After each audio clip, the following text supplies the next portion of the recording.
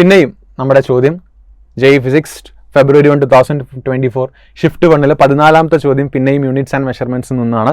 അതിൽ എറർ എന്ന വിഭാഗം കാറ്റഗറിയിൽ പെടുന്ന ഒരു കാൽക്കുലേഷൻ ഉള്ള ഒരു ചോദ്യം തന്നെയാണ് ശരിക്കും ഈ തന്നിരിക്കുന്നത്. പെർസെൻറ്റേജ് എറർ കണ്ടുപിടിക്കാൻ resistivity of the material of the wire എന്നാണ് ചോദ്യം. നമുക്കറിയാം ഫസ്റ്റ് റെസിസ്റ്റിവിറ്റി ചോദിച്ചത് മനസ്സിലാക്കുന്ന റെസിസ്റ്റിവിറ്റി ഇക്വേഷൻ എഴുതാം. Rho is equal to RA/L എന്നാണ്. ഞാൻ വയർ ആയതുകൊണ്ട് തന്നെ അതിൻ്റെ ക്രോസ് സെക്ഷണൽ ഏരിയ കൊടുത്തു /L എന്ന് എഴുതി. ഇനി അതിൻ്റെ പെർസെൻറ്റേജ് എറർ കണ്ടുപിടിക്കാൻ നമുക്കറിയാം ഡെൽറ്റ റോ ബൈ റോ എന്ന് പറഞ്ഞു കഴിഞ്ഞാൽ delta R/R plus pi constant ആണ്. അപ്പോൾ 2 delta R/R plus delta L/L എന്നതാണ് ഇവിടുത്തെ ശരിയായ ഉത്തരം. അപ്പോൾ ഇനി നമുക്കിത് ചെയ്തെടുക്കുമ്പോൾ നമുക്ക് ഉത്തരം കിട്ടും. ശ്രദ്ധിക്കാം, ഡെൽറ്റ R എന്ന് പറയുമ്പോൾ റെസിസ്റ്റൻസിൻ്റെ ടേമിലേക്ക് നോക്കാം. നമുക്ക് ഡെൽറ്റ R എന്ന് പറഞ്ഞാൽ 10 ബൈ റെസിസ്റ്റൻസ് 100 ആണ്.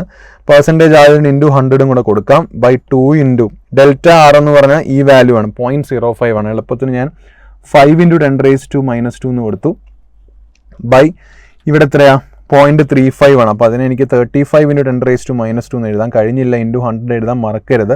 പിന്നെ ഡെൽറ്റ L എന്ന് പറഞ്ഞാൽ 0.2, അപ്പോൾ 2 × 10⁻⁻1 എന്ന് എഴുതി /15 എന്ന് എഴുതി ഇൻറ്റു 100 എന്ന് എഴുതി. 100 വെട്ടിക്കളഞ്ഞ് ഇവിടെ ഒരു 10 വരും. 10 പ്ലസ് ഇവിടെ 35 5 ഞാൻ 7 കൊണ്ട് വെട്ടി 10⁻⁻1 അപ്പോൾ 200/7 എന്ന് വരും.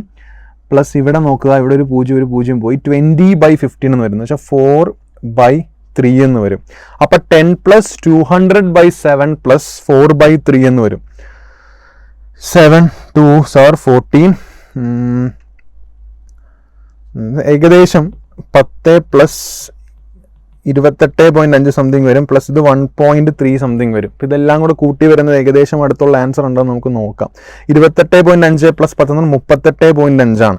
പിന്നെ അതിനോട് അടുത്തുള്ളത് അതിനോട് 1.3 കൂടെ വരുമ്പോൾ 39.8 വരും. അപ്പോൾ 39.9% ആണ് ശരി ഉത്തരം. എറർ ആൻസർ എന്ന് പറഞ്ഞാൽ റെസിസ്റ്റിവിറ്റിയിൽ എറർ എന്ന് പറഞ്ഞാൽ 39.9% ശരിക്കും അവിടുത്തെ എറർ എന്ന് പറയുന്ന option 2 is the right answer നമുക്ക് പറയാൻ സാധിക്കും. ഓക്കെ.